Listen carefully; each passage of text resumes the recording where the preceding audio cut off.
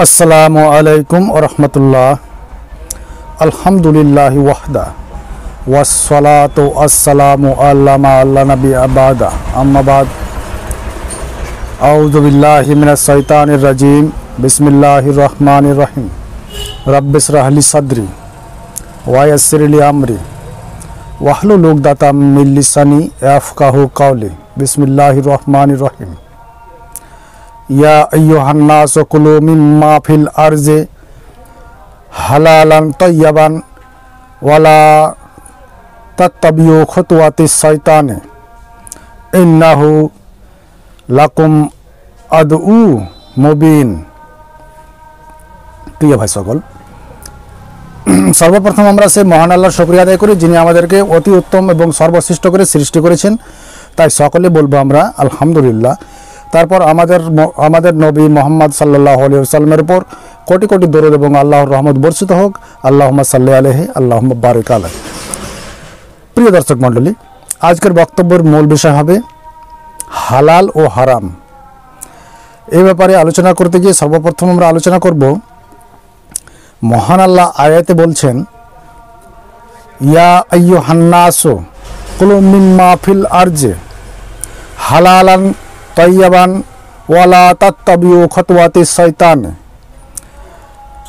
ইন্নাহু লাকুম আদুউন মুবিন। মহান আল্লাহ এই আয়াতটিতে বলছেন, হে মুমিনগণ, শুধুমাত্র মুমিনগণকে বলছেন, হে মুমিনগণ, পৃথিবীর মধ্যে যা বৈধ পবিত্র তা হতে ভক্ষণ করো এবং তোমরা শয়তানের অনুগত করো না। নিশ্চয় শয়তান হচ্ছে তোমাদের খোলা দুশমন। নিশ্চয় শয়তান হচ্ছে তোমাদের শত্রু। কোনো বিষয়তে কখনো তোমার ইমানের ওপর হামলা করতে পারে, তুমি সতর্ক থাকো। মহান আল্লাহ বলছেন, আমাদেরকে সতর্ক করে দিয়ে বলছেন, তোমরা শয়তান থেকে সতর্ক থাকো, শয়তান থেকে বেঁচে থাকো, কোনো সময়তে তোমাদের ওপর হামলা করতে পারে। তারপর যে আবু হুরায়রা রাদিয়াল্লাহু তাআলা আনহু বলেন, রাসূল সাল্লাল্লাহু আলাইহি সাল্লাম বলেছেন, নিশ্চয় আল্লাহ সুবহানাহু ওয়া তাআলা পবিত্র, তিনি পবিত্র ছাড়া অন্য কিছু গ্রহণ করেন না এবং তিনি পবিত্র, তাই মানুষকে রসুলগণকে পবিত্র জিনিসেরই আদেশ করেন এবং পবিত্র এবং খারাপ জিনিস হতে মহান আল্লাহ নিষেধ করেছেন এবং যা রসুলগণকে নিষেধ করেছেন এবং আদেশ করেছেন তা সমস্ত মুমিনগণকেও আদেশ করেছেন এবং নিষেধ করেছেন। হাদিস মুসলিম এবং মিসকাত, হাদিস নম্বর 2760। তারপর হাদিসে আবু হুরায়রা রাদিয়াল্লাহু তাআলা আনহু বলেন, রাসূল সাল্লাল্লাহু আলাইহি সাল্লাম বলেছেন, মানুষের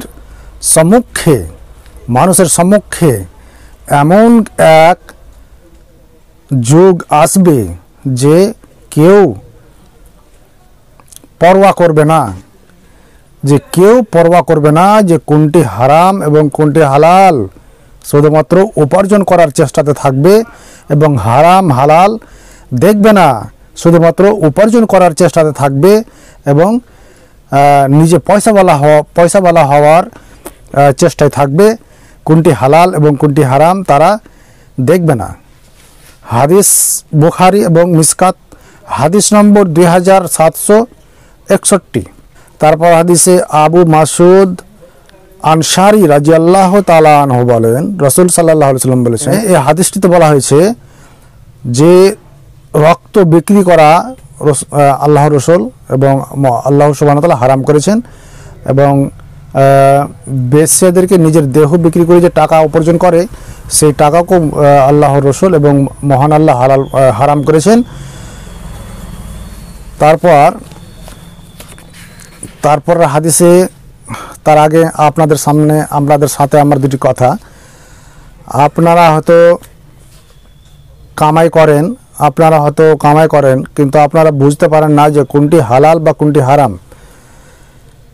হাদিসে এসেছে, আল্লাহ সুবহানাহু ওয়া তাআলা বলেন এবং আল্লাহর রাসূল সাল্লাল্লাহু আলাইহি সাল্লাম বলেন, কোনো মানুষ যদি সন্দেহে থাকে যে এটি হালাল নাকি এটি হারাম, তাহলে তার পাশে যেতে হবে না। যদি সে তার সন্দেহ থাকে এবং সে যদি সেটি কাজ করতে থাকে তাহলে সেটি হারাম। সে কোনোদিন হালাল হারাম বুঝতে পারবে না এবং তার ঈমান নষ্ট হয়ে যাবে, সে পথভ্রষ্ট হয়ে জাহান্নামীমুখী হয়ে যাবে। তাই আল্লাহ রসুল এবং আল্লাহ সুবহানাহু ওয়া তাআলা বলেছেন, তোমরা কোনোদিন যদি বুঝতে না পারো যেটি হালাল নাকি হারাম, তাহলে যদি সন্দেহ থাকে তাহলে তোমরা তার পাশে যেও না, তোমরা সেটি উপার্জন করিও না। কারণ